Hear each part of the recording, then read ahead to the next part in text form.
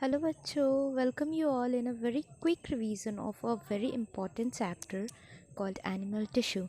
Here we are going to discuss this chapter in a very brief way to maximize our marks in exams. तो आज हम लोग animal tissue के बारे में पढ़ेंगे। एनिमल टिश्यू यानी कि एनिमल का टिश्यू। एनिमल के टिश्यू का 4 टाइप्स होता है, ठीक है, जैसे कि epithelial tissue, connective tissue, muscular tissue और न्यूरल टिश्यू। ठीक है, एनिमल का टिश्यू कितने टाइप्स में डिवाइडेड है? 4 टाइप्स में, एपिथेलियल, कनेक्टिव, मस्क्यूलर और न्यूरल। तो सबसे पहले आता है एपिथेलियल टिश्यू। एपिथेलियल टिश्यू सबसे सिंपलेस्ट टिश्यू होता है, ठीक है। ये क्या करता है? प्रोटेक्टिव टिश्यू कवरिंग बनाता है किसके? ऑर्गन्स और कैविटीज़ ऑफ बॉडी का, ठीक है। ये प्रेजेंट कहाँ होता है? स्किन में प्रेजेंट होता है, लाइनिंग ऑफ माउथ में होता है, lining of blood vessels, lung, alveoli, kidney tubules वगैरह में ये प्रेजेंट होता है। कहाँ होता है? जो भी हमारे ऊपर पार्ट होते हैं, है ना, या फिर तुम्हारे इंटरनल ऑर्गन्स की कवरिंग पर प्रेजेंट होता है।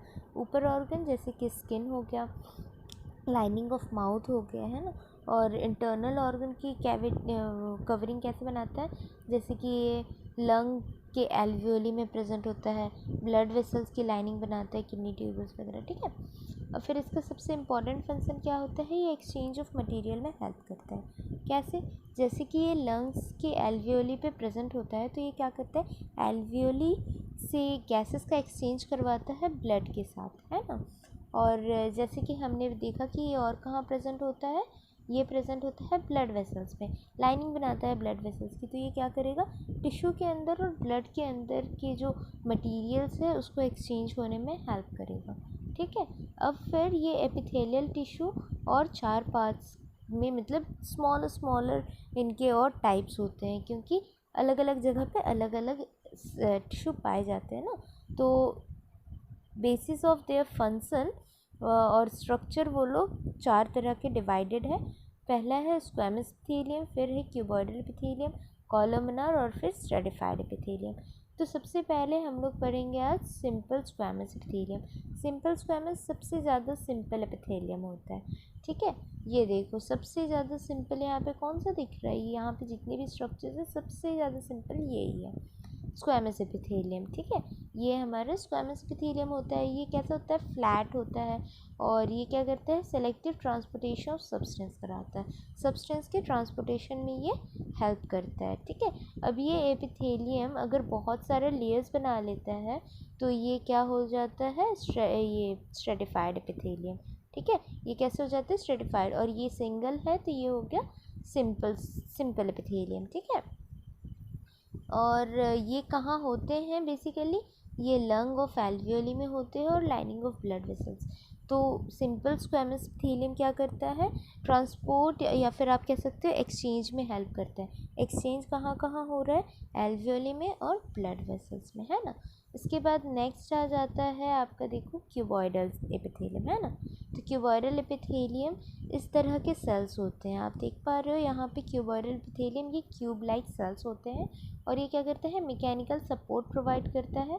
और क्या करते हैं कि इनके जब सेल्स इनवर्ड वो फोल्ड हो जाते हैं तो वो इस तरह के स्पेशलाइज सेल्स बना लेते हैं, है ना, जिसे हम लोग क्या कहते हैं? Glandular epithelium. तो हर एक सेल अपने को टाइम टू टाइम मॉडिफाई करता रहता है और कुछ अच्छे वर्जन में जाने की कोशिश करता है, जैसे कि हम सब करते हैं। तो यहाँ पर ये कहाँ पर प्रेजेंट होते हैं? तो ये किडनी के ट्यूबल में प्रेजेंट होते हैं और सैलिवरी ग्लैंड में होते हैं। तो देखो बच्चों, आपने क्या पढ़ा कि सिंपल स्क्वैमस एपिथेलियम कहाँ होता है? एल्वियोली में होता है और ब्लड वेसल्स में होता है। क्यूबॉइडल एपिथेलियम कहाँ होते हैं? किडनी में होते हैं और सैलिवरी ग्लैंड में होते हैं। कॉलमनर एपिथेलियम, कॉलम से पता चल रहा है इस तरह से लंबा लंबा स्ट्रक्चर, है ना। कॉलमनर एपिथेलियम कैसे होते हैं? लॉन्ग सेल्स होते हैं और इनका काम क्या होता है? एब्जॉर्प्शन और सिक्रीशन का काम होता है। ये भी अपने आप को मॉडिफाई कर लेते हैं, मॉडिफाई करके इस तरह के सेल्स बना लेते हैं। ये देखिए ऊपर में हेयर लाइक प्रोजेक्शंस है ना, छोटे छोटे हेयर लग रहे हैं, हेयर लाइक प्रोजेक्शन, इसे हम सीलिया कहते हैं। ये क्या करता है? किसी भी चीज़ की मूवमेंट में हेल्प करता है। तो मूवमेंट, कैसा मूवमेंट? जैसे कि ये रहता है रेस्पिरेटरी ट्रैक में, आप यहाँ पे देख सकते हैं ये कहाँ रहता है? रेस्पिरेटरी ट्रैक में। जैसे कि हम एयर ऑक्सीजन ब्रीद इन करते हैं ना, इंस्पिरेशन करते हैं, और वो हमारे लंग्स तक कैसे पहुँचता है? इस एपिथेलियम के वजह से। ठीक है। तो इसे हम लोग क्या कहते हैं, सीलेटेड एपिथेलियम, और ये हो गया हमारा कॉलमनर एपिथेलियम। तो ये हो गया हमारा कॉलमनर एपिथेलियम और ये हो गया हमारा सीलेटेड एपिथेलियम। ये कहाँ प्रेजेंट होते हैं, इंटेस्टाइन में प्रेजेंट होते हैं। तो देखो बच्चों क्या है, सिंपल वाला कहाँ होगा, एल्वियोली लंग्स में, एल्वियोली लंग्स में और ब्लड वेसल्स में। क्यूबॉइडल वाले कहाँ होंगे, किडनी के ट्यूब्यूल में और सैलिवरी ग्लैंड में। देखो मुंह में हो रहे हैं और किडनी में हो रहे हैं, ठीक है। और कॉलमनर कहाँ होगा, सबसे लास्ट हमारे इंटेस्टाइन में होगा, ठीक है। तो अब तक हमने एपिथेलियल टिश्यू और उसके टाइप्स को देख लिया है। तो अब हम आते हैं सेकेंड टाइप ऑफ टिश्यू, जो कि है कनेक्टिव टिश्यू। कनेक्टिव टिश्यू कैसा होता है, कनेक्टिव टिश्यू जैसे कि हमारा हो गया ब्लड हो गया, बोन्स हो गए, एरियोलर टिश्यू हो गया, एडिपोज टिश्यू हो गया, ठीक है। अब आप कहोगे कि ब्लड एक तरह का टिश्यू कैसे है, वो तो एक फ्लूइड है। ऑब्वियसली वो एक फ्लूइड है, लेकिन कनेक्टिव टिश्यू जो है वो फ्लूइड के फॉर्म में भी पाया जाता है, इसीलिए ब्लड एक तरह का कनेक्टिव टिश्यू है। कनेक्टिव मतलब क्या, एक चीज़ को दूसरी चीज़ से कनेक्ट करके रखना, और ब्लड यही काम करता है। हमारे सारे बॉडी पार्ट्स को वो न्यूट्रिएंट पहुंचाता है, यानी कि सबको एक दूसरे से कनेक्ट करके कोऑर्डिनेट करके रखता है। तो ब्लड क्या है, एक तरह का फ्लूइड है, that is liquid matrix, matrix है ब्लड, ठीक है। एक तरह का मतलब पानी भी नहीं है और एक तरह का मतलब सॉलिड भी नहीं है, ये एक तरह का मैट्रिक्स है। ब्लड किस किस का बना हुआ होता है, पानी का और प्लाज्मा का। ब्लड का कॉम्पोजिशन बेसिक क्या होता है, वाटर एंड प्लाज्मा। अब वाटर उसमें 90% होता है, लेकिन प्लाज्मा भी होता है। अब प्लाज्मा के अंदर 3 पार्ट्स होते हैं, that is red blood cells, that we called RBC, white blood cell that is called WBC and platelets, ठीक है। प्लेटलेट्स क्या करते हैं, उसके अंदर प्रोटीन होता है, सॉल्ट होते हैं, मिनरल्स होते हैं, और ये सस्पेंडेड रहते हैं ब्लड में, ठीक है। तो ब्लड के प्लाज्मा में क्या क्या हो गया, RBC, WBC और प्लेटलेट्स, हमारा ब्लड कंप्लीट हो गया। अब हम आएंगे बोन में। बोन क्या होता है, बोन हम सबको पता है कि बोन हमारी हड्डी को कहते हैं, है ना। तो हमारी हड्डी ही क्या करती है, हमारे बॉडी का एक बेसिक स्ट्रक्चर तैयार करती है, जिसे हम लोग क्या कहते हैं, फ्रेमवर्क ऑफ बॉडी, ठीक है। ये कैसा होता है, बोन कैसा होता है, स्ट्रॉन्ग होता है, नॉन फ्लेक्सिबल। जैसे कि आप बोन को अगर दबाओगे तो वो दबेगा नहीं, है ना, वो नॉन फ्लेक्सिबल होता है। और क्या होता है, बहुत ही हार्ड मैट्रिक्स का बना हुआ होता है, किसका, कैल्शियम और फॉस्फोरस। कैल्शियम और फॉस्फोरस से मिल करके ये बोन का जो मैट्रिक्स होता है वो बना होता है। आपने सुना होगा कि इसकी हड्डियाँ कमज़ोर हो गई क्योंकि कैल्शियम की कमी हो गई, अक्सर हम सुनते हैं। तो क्यों, क्योंकि कैल्शियम और फॉस्फोरस का मिलकर ही बोन बना होता है। तो अब हमने ब्लड और बोन दोनों कंप्लीट कर लिया। अब हम आते हैं एरियोलर टिश्यू की तरफ। एरियोलर टिश्यू क्या होता है, ये स्किन के नीचे हमारे प्रेजेंट होता है, ठीक है।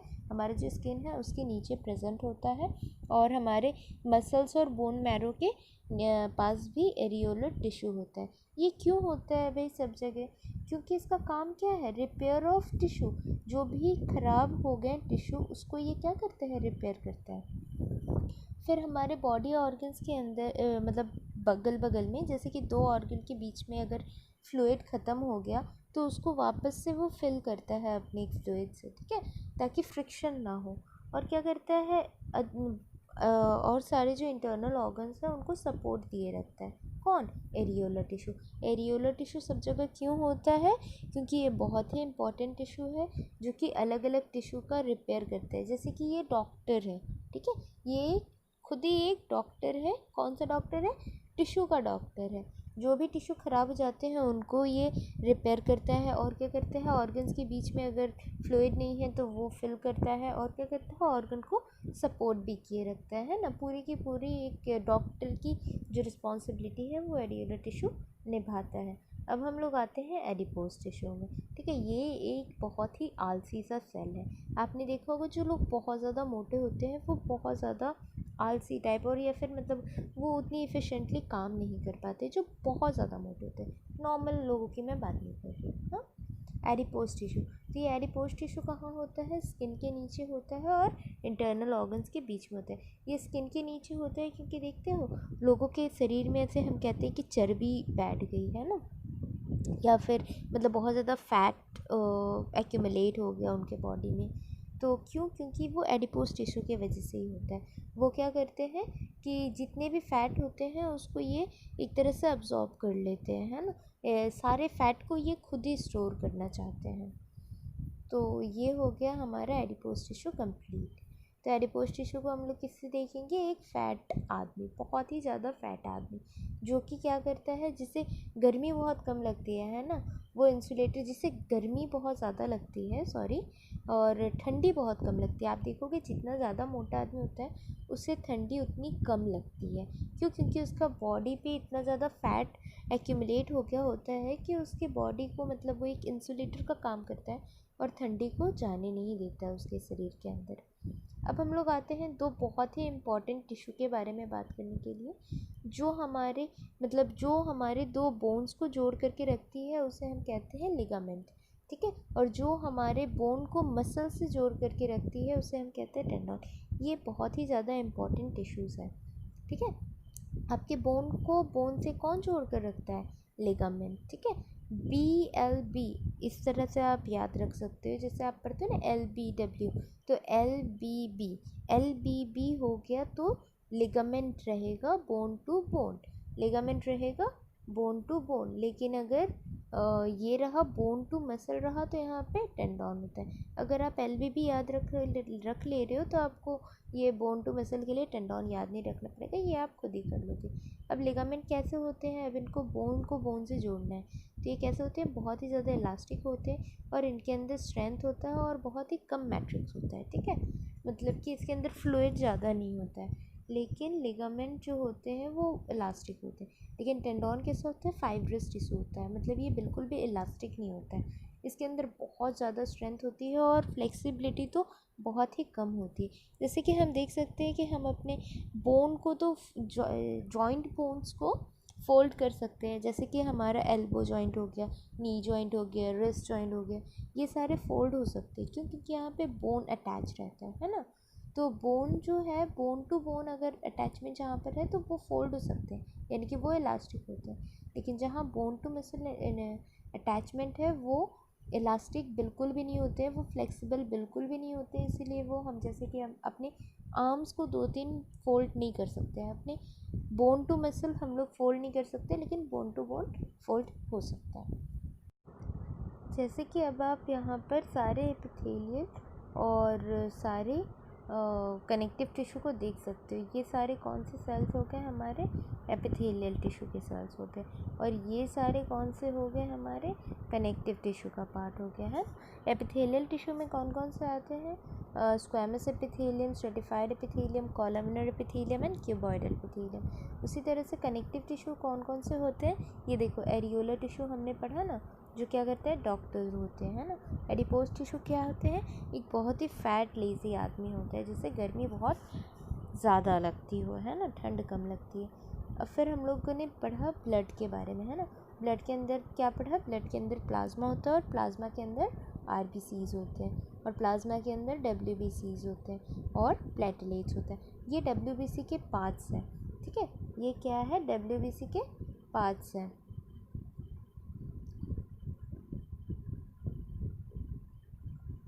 जैसे कि आप देख सकते हो यहाँ पे WBC, बहुत तरह के WBCs होते हैं और यहाँ पे एक छोटा सा उनका पार्ट दिखाया गया है, ठीक है। अब फिर हम लोग आ गए मस्क्यूलर टिश्यू में। अब ये मस्क्यूलर टिश्यू कैसे होते हैं, मसल्स मतलब आपको क्या समझ में आता है ना। मस्क्यूलर और मसल बहुत हद तक सिमिलर लगता है। तो ये मस्क्यूलर टिश्यू का अगर आप सिंपल फॉर्म देखो तो ये 3 तरह के टिश्यूज़ होते हैं, जो कि आपको मैं यहाँ पे दिखा दे रही हूँ। एक होता है स्केलेटल मसल, एक होते हैं स्मूथ मसल्स और एक होते हैं कार्डियक मसल्स। कैसे होते हैं, स्केलेटल मसल्स, स्मूथ मसल्स और कार्डियक मसल्स। इन तीनों पार्ट को हमें पढ़ना है मस्क्यूलर टिश्यू में। तो ये देखो, ये मस्क्यूलर टिश्यू कैसे होते हैं, एलोंगेटेड सेल्स होते हैं मसल फाइबर के। आप ये देख रहे हो यहाँ पर इस तरह का बंडल बना हुआ है और यहाँ पे छोटे छोटे इस तरह की मतलब लाइनिंग आपको दिख रही है। तो ये जो मसल बंडल बना है ये किसका बना है, छोटे छोटे मसल फाइबर को मिल करके ये बंडल बना हुआ है पूरा। अब फिर ये जो मसल्स होते हैं इसके अंदर क्या होता है, स्पेशल तरह के प्रोटीन होते हैं जो कि मसल को क्या करवाता है, कॉन्ट्रैक्ट और रिलैक्स, ठीक है। स्पेशल तरह के प्रोटीन होते हैं, कॉन्ट्रैक्टाइल प्रोटीन, जो मसल्स को कॉन्ट्रैक्ट और रिलैक्स कराते हैं। नेक्स्ट थिंग, कि इसके जो टिश्यूज़ होते हैं वो कैसे होते हैं, लॉन्ग होते हैं, सिलेंड्रिकल, अनब्रांच्ड और मल्टीन्यूक्लिएट। किसके, स्ट्रेटेड मसल्स के, यानी कि स्केलेटल मसल्स। स्केलेटल मसल्स का ही एक और नाम क्या है, स्ट्रेटेड मसल्स। ठीक है, तो ये कैसे होते हैं, तुम्हारा ये कैसे होते हैं, स्ट्रेटेड मसल्स होते हैं। कौन, स्केलेटल मसल्स के बारे में ये जो हमने यहाँ पर पार्ट डिस्कस कर रहे हैं, ये किस बारे में है, स्केलेटल मसल्स के बारे में। ठीक है, और ये कैसे होते हैं, सिलेंड्रिकल होते हैं, अनब्रांच्ड होते हैं, और कैसे होते हैं, मल्टीन्यूक्लिएट होते हैं। कैसे होते हैं, सिलेंडर लाइक होते हैं, और इसमें किसी भी तरह की ब्रांचिंग नहीं होती है, और इसमें बहुत सारे न्यूक्लियस पाए जाते हैं। तो आप इससे याद रख सकते हो कि ये क्या, कौन से सेल्स है, स्ट्रेटेड सेल्स है। ठीक है, यहाँ पे लाइट और डार्क बैंड का स्ट्रेटेशन दिखता है, इसीलिए इस तरह से कहीं पे लाइट कहीं पे डार्क, कहीं पे लाइट कहीं पे डार्क, इस तरह का स्ट्रेटेशन दिखता है, इसीलिए हम इसे क्या कहते हैं, स्ट्रेटेड मसल्स। ठीक है, और ये कौन से होते हैं, स्केलेटल मसल्स में होते हैं। ठीक है, और फिर यहाँ पे नेक्स्ट क्या आता है, ये जो मस्कुलर टिश्यू होते हैं, और मतलब कि इसका जो सेकेंड पार्ट होता है वो होता है स्मूथ मसल्स का। जो सेकेंड पार्ट होता है मस्कुलर टिश्यू का, दैट इज़ स्मूथ मसल्स, है ना। स्मूथ मसल्स कैसे होते हैं भाई, इनवॉलेंट्री होते हैं, इन्वॉल्व इन इनवॉलेंट्री मसल्स। ठीक है, ये कैसे होते हैं, इनवॉलेंट्री होते हैं, किसी भी तरह का जो कि इनवॉलेंट्री काम हमारे द्वारा किया जाता है, जो हमें पता भी नहीं चलता बट होता है। जैसे कि हम अगर मुंह में खाना लेते हैं, चबाते हैं, तो वो खुद ब खुद पेट तक चला जाता है, ये एक तरह का इनवॉलेंट्री एक्शन है, ये हमें ध्यान देकर नहीं करना पड़ता है। जैसे कि हमें यूरिनेशन, है ना, जैसे अगर यूरिन मतलब यूरिनेट करना हो, तो हमें खुद ब खुद पता चल जाता है, और वो खुद ब खुद हो जाता है, हमें उसके लिए कोई एक्स्ट्रा एफर्ट्स नहीं लगाने पड़ते हैं। ठीक है, तो ये सब किसका काम है, स्मूथ मसल्स का काम है। आप यहाँ पे देख रहे हो, पहला हमने कौन सा पढ़ा, स्केलेटल मसल्स कैसे होते हैं, स्केलेटल मसल्स हमारे स्ट्रेटेड होते हैं। स्केलेटल मसल्स कैसे होते हैं, सिलेंड्रिकल होते हैं, और कैसे होते हैं, अनब्रांच्ड होते हैं, और कैसे होते हैं, बहुत सारे इसके अंदर न्यूक्लियस पाया जाता है। ठीक है, और यहाँ पे सबसे इम्पोर्टेंट कि ये कहीं पर डार्क कहीं पर लाइट, कहीं पर डार्क कहीं पर लाइट, इस तरह का स्ट्रेटेशन ये शो करते हैं, इसीलिए हम इसे क्या कहते हैं, स्ट्रेटेड मसल्स। तो ये हो गया हमारा स्केलेटल मसल। स्मूथ मसल्स के बारे में हमने क्या पढ़ा, कि ये एक तरह के इनवॉलेंट्री मसल्स होते हैं। स्मूथ मसल्स कैसे होते हैं, इनवॉलेंट्री मसल्स होते हैं, जो कि इनवॉलेंट्री एक्शन में इन्वॉल्व रहते हैं। अब इनका शेप साइज़ अगर पढ़े तो क्या है, कि ये लॉन्ग सेल्स होते हैं विथ पॉइंटेड एंड्स। इनका एंड्स कैसा होता है, पॉइंटेड, यू काटा लाइक स्पिंडल शेप। ठीक है, और ये कैसे होते हैं, यूनिन्यूक्लियस, सिर्फ एक न्यूक्लियस होता है, और यहाँ पर ये अनस्ट्रेटेड मसल्स होते हैं। ठीक है, यानी कि ये लाइट और डार्क यहाँ पे स्ट्रेटेशन नहीं मिलता है, ये अनस्ट्रेटेड मसल्स होते हैं, बिल्कुल इसके ऑपोजिट। जैसे कि क्या, कि ये तुम्हारे इस तरह से पॉइंटेड सेल्स होते हैं, है ना, ये कैसे होते हैं भाई, पॉइंटेड सेल्स होते हैं। दूसरी बात कि एक सेल में सिर्फ एक ही न्यूक्लियस होता है, और तीसरी बात कि ये ब्रांच्ड होते हैं, है ना, ये कैसे होते हैं, ब्रांच्ड होते हैं, और यूनिन्यूक्लिएट होते हैं। ठीक है, अब फिर हम लोग आते हैं थर्ड टाइप ऑफ मसल में, that is cardiac muscle. Cardiac muscle क्या होता है, हार्ट मसल्स होते हैं। कार्डियक मसल्स क्या होते हैं, ये हार्ट मसल्स होते हैं। ये भी कैसे होते हैं, इनवॉलेंट्री होते हैं। ये भी कैसे हो गए, स्मूथ मसल्स की तरह। ठीक है, कार्डियक मसल्स भी कैसे हो गए, स्मूथ मसल्स की तरह, इनवॉलेंट्री हो गए, सिलेंड्रिकल हो गए, और कैसे हो गए, ब्रांच्ड हो गए। ठीक है, तो ये जो कार्डियक मसल्स है, ये अगर तुम इसका डायग्राम बनाओ, तो ये ऑलमोस्ट तुम्हें ये स्मूथ मसल से भी मिलता जुलता मिलेगा, और स्केलेटल मसल से भी मिलता जुलता मिलेगा। ये कैसे होते हैं, इनवॉलेंट्री होते हैं, ये किसका नेचर है, स्मूथ मसल्स का, है ना। सिलेंड्रिकल होते हैं, किसका नेचर है, स्केलेटल मसल्स का, इसको सिलेंड्रिकल बना दिया। ठीक है, ये ब्रांच्ड होते हैं, जबकि ये अनब्रांच्ड होते हैं। ठीक है, ये ब्रांच्ड होते हैं जबकि ये अनब्रांच्ड होते हैं। और ये यहाँ पे यूनिन्यूक्लिएट किसका फीचर था, इसका फीचर था। इसमें एक सेल में एक ही न्यूक्लियस पाया जाता है। ठीक है, और यहाँ पर ये जो होते हैं वो रिदम को कंट्रोल करते हैं। क्या करते हैं, हार्ट के रिदम को कंट्रोल करते हैं।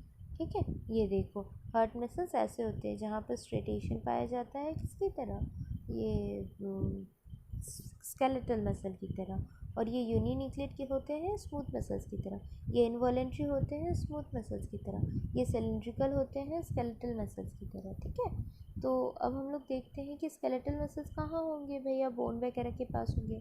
स्मूथ मसल्स कहाँ होंगे, स्मूथ मसल्स जो भी होंगे वो किडनी, ये इंटेस्टाइन में होगा, इंटरनल ऑर्गन्स वगैरह में होगा। ठीक है, और ये जो कार्डियक मसल्स हमारे होते हैं वो कहाँ होंगे, हार्ट सेल्स के पास होंगे। ठीक है, last but not the least is most important nervous tissue. ठीक है, ये एक बहुत ही इम्पॉर्टेंट टिश्यू होता है। क्यों, क्योंकि हमारा जो ब्रेन काम करता है वो पूरा का पूरा इसी की वजह से काम करता है। जैसे कि अगर आपको किसी ने चींटी काट दी या फिर आपके नी पे किसी ने हथौड़ा मारा, तो इसके बारे में आपको पता कैसे चलता है, इस न्यूरॉन की वजह से ही पता चलता है। ये नर्वस टिश्यू जो होते हैं ना, बहुत सारे न्यूरॉन से मिलकर के बने हुए होते हैं। नर्वस टिश्यू किसके बने हुए होते हैं, न्यूरॉन्स के। यहाँ पे देखो लिखा हुआ है कि न्यूरॉन कंसिस्ट ऑफ, यहाँ पर होगा कि the cells of this tissue are called nerve cells और न्यूरॉन्स। देखो यहाँ पर लिखा हुआ है कि the cells of this tissue are called nerve cells और न्यूरॉन्स। इसे हम लोग क्या बोलते हैं, नर्व सेल्स या फिर न्यूरॉन्स। इनका काम क्या होता है, ट्रांसमिट करते हैं किसको, स्टिमुलाई को। स्टिमुलाई मतलब किसी ने आपको मारा तो जो आपके अंदर जो रिएक्शन हुई उसको वो ब्रेन तक ले जाने का काम करते हैं। तो ये होंगे भी कहाँ, ऑब्वियसली ब्रेन में होंगे, तभी तो हम बोलते हैं ना कि हमारा दिमाग काम करता है। क्यों, क्योंकि ब्रेन में ये नर्वस टिश्यू होते हैं जो कि काम करते हैं। और कहाँ होगा, स्पाइनल कॉर्ड में होगा, और बाकी सारे जितने भी हमारे हाथ में नर्व्स यानी कि नसें दिख रही है ना, वहाँ सारी जगह पे होते हैं ये नर्वस टिश्यू। क्योंकि अगर हाथ पे मारा तो नर्व्स के थ्रू ही तो ये ब्रेन में जाएगा, इसीलिए ये सब पूरे बॉडी में फैले हुए होते हैं। लेकिन ये बेसिकली कहाँ होते हैं, हमारे ब्रेन में। ये इनका मेन जो हेड होता है वो कहाँ होता है, हमारे ब्रेन में। और फिर न्यूरॉन जो होते हैं ये दो पार्ट में हम लोग इसको डिवाइड करके पढ़ते हैं। ये ऊपर वाला part is called the cell body of the neuron, ये देखो सेल बॉडी। और ये जो नीचे वाला पार्ट हो गया that is called the axon. ठीक है, ऊपर वाला part is the cell body और नीचे वाला पार्ट इज द एक्सॉन। ऊपर वाले पार्ट में क्या होगा, न्यूक्लियस होगा, और क्या होगा, साइटोप्लाज्म होगा। ठीक है, ऊपर वाले पार्ट में क्या होगा, एक बड़ा सा न्यूक्लियस होगा, यानी कि सेल बॉडी में क्या होगा, एक न्यूक्लियस होगा और साइटोप्लाज्म होगा। देखो, cell body with a nucleus and cytoplasm. और फिर ये न्यूरॉन इतना लंबा सा एक पार्ट होता है, ये वाला, जिसको हम लोग क्या कहते हैं, एक्सॉन कहते हैं। इतना लंबा सा, यहाँ पे देखो आपको दिखा भी रखा है कि इसे क्या कहते हैं, एक्सॉन कहते हैं। ठीक है, और ये सेल बॉडी से ये छोटे छोटे जो सेल्स निकल रहे हैं, सेल बॉडी से ये छोटे छोटे आपको सेल्स दिख रहे होंगे, ये जो निकल रहे हैं दैट इज़ कॉल्ड डेंड्राइट्स। इन्हें क्या कहते हैं, डेंड्राइट्स कहते हैं। और ये जो सारे न्यूरॉन्स एक दूसरे से अटैच रहते हैं, किससे, कनेक्टिव टिश्यू से, जो हमने पढ़ा है ना। कनेक्टिव टिश्यू में क्या पढ़ा कि वो एक दूसरे को कनेक्ट करने का काम करती है। तो सारे न्यूरॉन्स को कनेक्ट कौन करे रखता है, कनेक्टिव टिश्यू। तो यहीं पर हमारा ये न्यूरॉन का एनिमल टिश्यू का चैप्टर ख़त्म होता है। ये एक रैपिड रिवीजन टाइप का है। अगर आपको ये, if you like the video, please do like, share and subscribe to this channel.